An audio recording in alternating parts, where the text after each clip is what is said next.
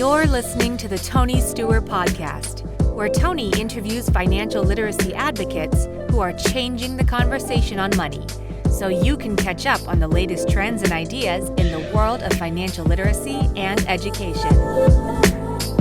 Presented by Paperwork. Be prepared for life.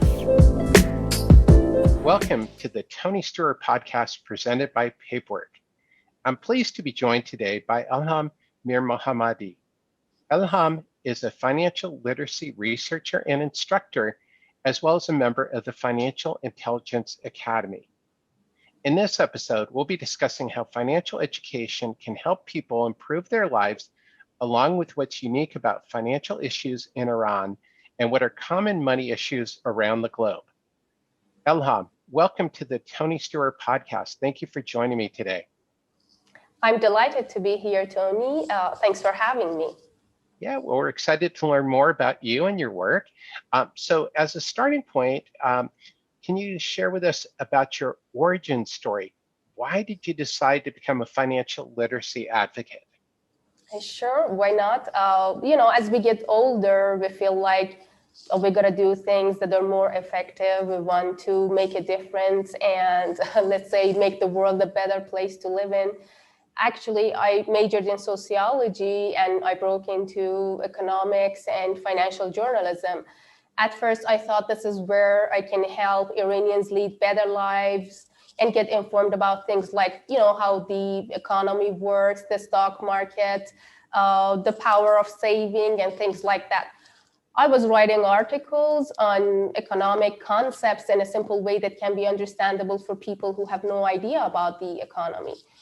But after some years, I was like, no, that's not it. That's not what I want to do for the rest of my life, because I was feeling what I was doing was not that effective. Later on, I became familiar with the Financial Intelligence Academy, which was trying to improve people's quality of life. And I thought to myself, what they are doing is way more practical as compared to what I am doing. So I started working there, and to be honest, ever since I joined the team, I have found the satisfaction I was looking for, because, due to the lack of financial knowledge and education in Iran, many people do not have enough information about money, what to do with their money. They don't know how to save, how to budget, how to have a secure life, especially when unexpected events like the pandemic happen. And fortunately, the Financial Intelligence Academy is bridging this gap right now. And they are, the Financial Intelligence Academy is trying to boost people's financial awareness and, help them possess financial literacy. And I am so beyond happy to be part of this. Well, that's exciting. And it's interesting that you had that, revelation, for lack of a better word, starting out as a financial journalist. I went through a similar transition, being an insurance consultant and doing some writing and finding that, people just, they don't have that basic knowledge to get started. And so that's fantastic. So, tell us a little bit more about the Financial Intelligence Academy and the work that you're doing there. Yeah, sure. The Financial Intelligence Academy is working in 3 areas. First, gathering resources. Second, education. And third, promoting financial literacy. For the time being, we're doing our best to provide a first-rate and rich educational resources, because, as you know, the 3 pillars of training courses are, educational resources, lesson plans, and instructors, which are all based on the resources. So the result of these efforts so far has been the publication of more than 100 volumes of books. In the second area, which is education, we are trying to provide training courses depending on the needs of different peoples, different audiences. The main mission of the Financial Intelligence Academy is to research and to develop training courses based on the standards for financial literacy. And finally, publishing more than 300 articles in different newspapers, attending more than 40 radio programs and 20 TV programs are some of our activities in order to promote financial literacy. We are also interviewing experts around the world so that we can analyze their experiences and find a way to cooperate with them. One of our greatest activities in this area, which I like very much, is the Pi Token Film Festival, which has been held by the Financial Intelligence Academy for 2 years. In this festival, our experts, members of the jury, watch Iranian films produced here and evaluate them from the financial literacy perspective. And directors producing films containing more financial literacy concepts get rewarded. Oh, that's interesting. That's a great way to do it. Have you found that there's been a positive reception to that? Yes, actually, we have got great feedbacks from some directors, and they have said that they're going to cooperate with us in making more movies in order to make people educate financially and help them. That's a wonderful idea. With the I guess entertainment industry, for lack of a better word, Exactly. but the media having accurate portrayals of financial matters, that is a way to get through to people on financial issues, because that's how people consume, is Yes. by watching TV, watching movies, just through those interactions. Unfortunately, people don't read as much as they probably should. And I'm sure that I know that's the same all over the world. It's just human nature. So that's great. So, tell us a little bit more about the resources. There's books. Are you guys concentrating also on videos and that type of learning? The best resources in the world are translated, prepared, and adapted based on our environment and people's needs.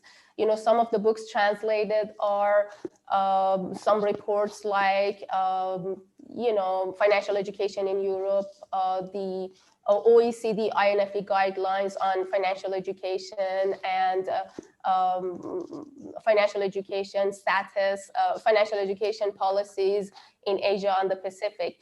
For students, in addition to the 12-volume, training books, a 17-volume set of storybooks, financial literacy storybooks for preschool, first, second, and third grade of elementary students has been translated and published, both printed and audiobooks.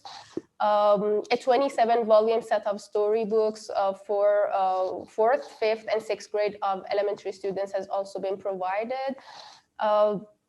We are also working on domestic educational resources, which will soon be published. As you said, some videos, educational videos. At the moment, mostly we are focusing on kids and women. These two groups are very important. We need to invest on them more because, kids should be taught at an early age that there is power in saving. They should be taught to avoid, borrowing or living beyond their means, so they end up becoming financially responsible adults. Women are important because they are the backbone of society. They're the ones who are transferring this knowledge to the younger generation, and they're also important because they live longer than men and make less money. Oh boy, that sounds very familiar. I've interviewed a lot of female financial authors or female financial literacy advocates, and that's one statistic that always comes through, is that women live longer and women earn less money, but yet women are making the majority of financial decisions, and sometimes control a majority of the wealth as a result of living longer.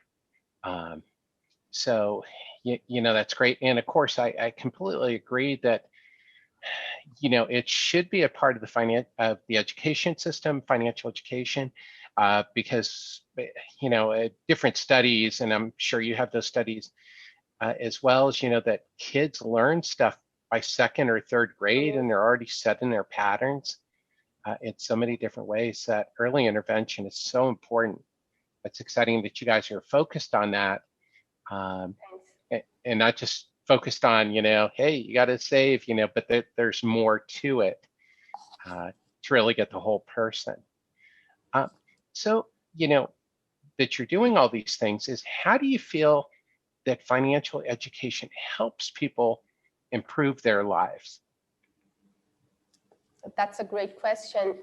Financial education is important, an integral part of our life is managing livelihoods and thinking about income and expenses.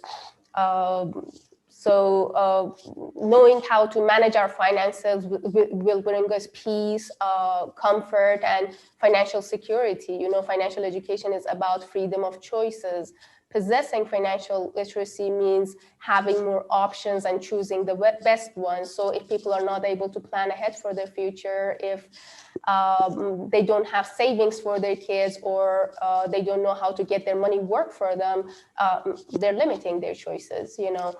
Being aware, having a budget, saving a little part of our income on a regular basis will give us more options in the future. Financial education can also help the younger generation educate, have better jobs, or even launch their own businesses.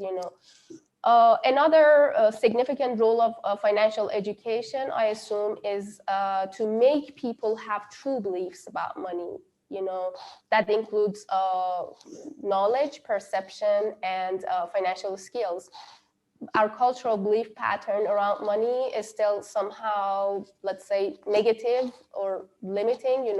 There are still people who believe that money is the root of all evil, or it takes money to make money and stuff like that. What financial education can do is to help them overcome these limiting beliefs, support them to have a better perception about money, and equip them with financial skills. We should never forget that money is very important, not just for the sake of it, but because it changes life, it gives us more opportunities, and it helps us live the fullest life.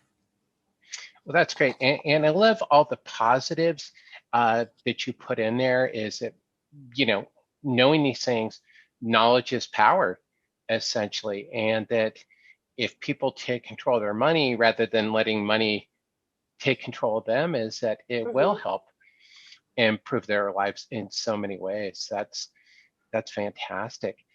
So, with that said, and with the work that you're doing, do you feel that financial literacy is improving? Are we making a difference?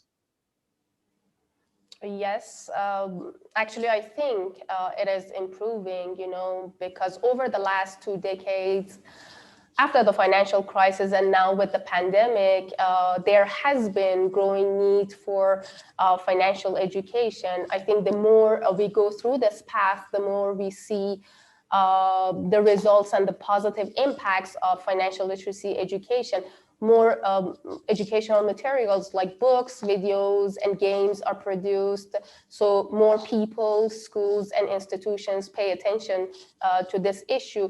I think a wide range of individuals, large and small companies, have begun activities in the field of financial literacy and economic education. So this trend will grow exponentially. Well, that's fantastic. And I agree with you. I think, sometimes it may seem like a little bit at a time, but, every little bit helps move towards the goal of helping people become a little bit more financially educated. So that's fantastic. Yes. For example, we can see that financial literacy is becoming a compulsory course in some schools around the world. It seems like educational systems are changing their approaches from being subject-oriented to skill-oriented, and this is great news.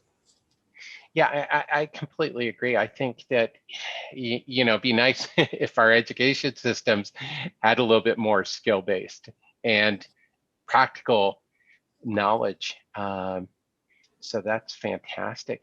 So, we're here in the United States, you're in Iran. What do you feel are common financial issues for people all over the world? What do you think we all share? Yes, I think one of the most common financial issues around the world is obviously consumerism. Consumer society is growing so fast around the globe. People just tend to buy rather than save. They feel like getting the latest gadgets, cars, or clothes are supposed to make them happier or even more successful. Worst of all, they sometimes borrow money to get the things they don't even need. I assume that people use products as a means to fill a psychological void in their life. They usually misjudge what will make them happy. So they get a temporary boost from a particular purchase, but the pleasure tends to fade with time as they adapt to having it, leaving them unsatisfied. Ironically, they search for another product that can provide an even stronger pleasurable feeling, but the feeling will again fade away. I think people choose, things worth having rather than things worth being. And media, advertisements, or the promotions that encourage people to purchase on installments play a big role in, consumer culture. May I add something else? Oh, sure, please. Yeah. Another common financial issue, I think, is the lack of awareness on investment opportunities, especially in developing countries like Iran. Many people do not know why they should get their money work for them or how to do it. We need to create more awareness so that people can understand the importance of investing and also the existing investment opportunities in their countries.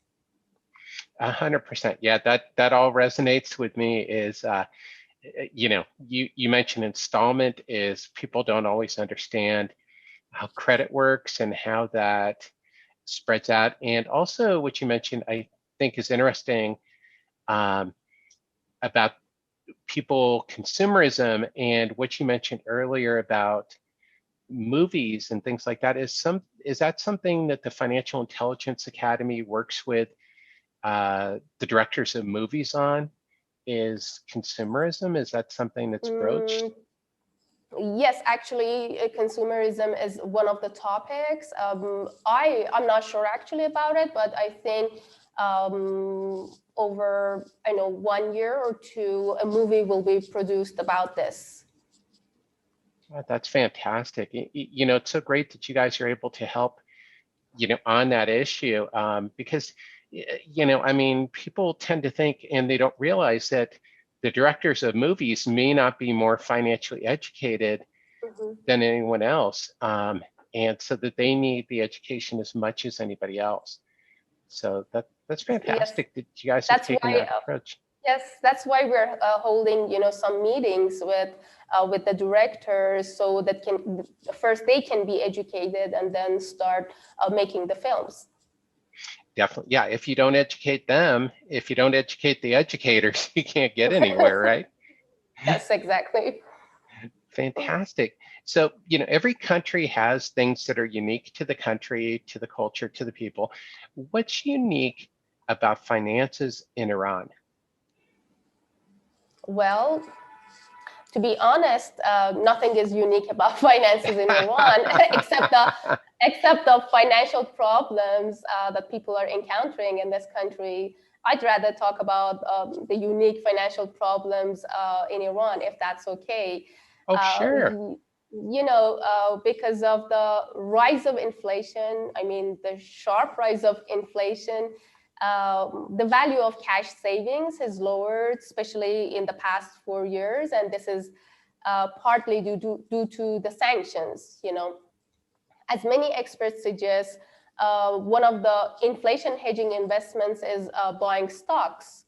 But even before that, many people did not have enough information about the stock market, as I pointed out before, about other investment opportunities. It has become, the stock market has become more accessible right now for Iranians, but lack of awareness about it can cause people troubles. And it has actually, many people lost their money in the market recently. I think we need more trainings on how to have a plan, how to be patient, have a long-term, think long-term, and understand the market volatility. Because on one hand, patience can earn us money, and on the other hand, real and long-term financial investments can lead to economic growth. Teaching children financial literacy is something we need to take into consideration very seriously, because they're the ones who are making the society in the future. And if we invest on them, we can prevent the problems and challenges we're encountering right now from happening in the future. Well, that's great. I love that answer. I mean, inflation is definitely a concern, and that's part of the financial education is, understanding how to change or adapt, with inflation. And also, as you point out, is patience is so important. People oftentimes, invest in something and they expect an overnight return. And the best investments really don't often work that way. They take years, decades before they really show fruit. So, that's fantastic that you guys are addressing those issues and thinking about that, because those are, I think those are so core beyond, asset allocation is very important, as you mentioned, but it's like understanding that people may not be patient and understanding that people don't have a plan and that they don't have the knowledge, is that once you have to tackle those issues before you can talk to people about, whether mutual fund A or stock A is better than stock B. You have to start at the beginning. Yes, exactly. Financial literacy courses are actually where we can start teaching people. And right now, because of the pandemic, we are holding many online, courses for different audiences, for women, financial literacy for women, for university students, for adults, and even for kids. That's fantastic. That's fantastic. So, as we wrap up, what is your number one tip on being financially prepared? My number one tip is cultivate the habit of saving and budgeting. Know exactly where your money goes and pay yourself first. No matter how little you save, just make sure it is consistent. Also start an emergency fund ASAP, because no one can tell when an emergency situation will arise. If people are prepared financially, they're not taken aback and affected by unexpected events like the pandemic. Well, that's great advice. I mean, and I think so many people start there, is the emergency fund, and the pandemic is a good reminder of the importance of it, because it brought so much uncertainty across the world. I can't ask for better advice than that. Yes, so Elhaam, definitely. So how can people learn more about you, the Financial Intelligence Academy, and to learn about your work? Yes. We have a website which is mostly for Iranians, because an English version of it is not available yet, www.fintelligence.ir. You can find, different articles on financial literacy and, our interviews, events, and training courses there. Non-Iranians can follow us on LinkedIn, Financial Intelligence Academy. We share our videos and interviews and stories there in English. We are hoping to exchange views, with experts around the world. Financial literacy authors, experts around the world, so that we can cooperate and carry out activities, mutual activities, both in education field and promoting financial literacy. We're looking forward to getting connected with other organizations and institutions active in this field. They can also reach me on LinkedIn, Elhaam Mirmohammadi, ELAAMMIRMOHAMMADI, or email me at eli.mirmohammadi with the same spelling, 81@gmail.com. Fantastic. And for our listeners and viewers, the links to Elhaam, the links that Elhaam mentioned will be in the show notes. And of course, you can always reach out to me or find these links on my website. Elhaam, thank you so much for taking the time to join us today on the Tony Steuer Podcast. It's my pleasure, Tony. I appreciate the chance to reach out to your listeners. Yeah, well, this is fantastic.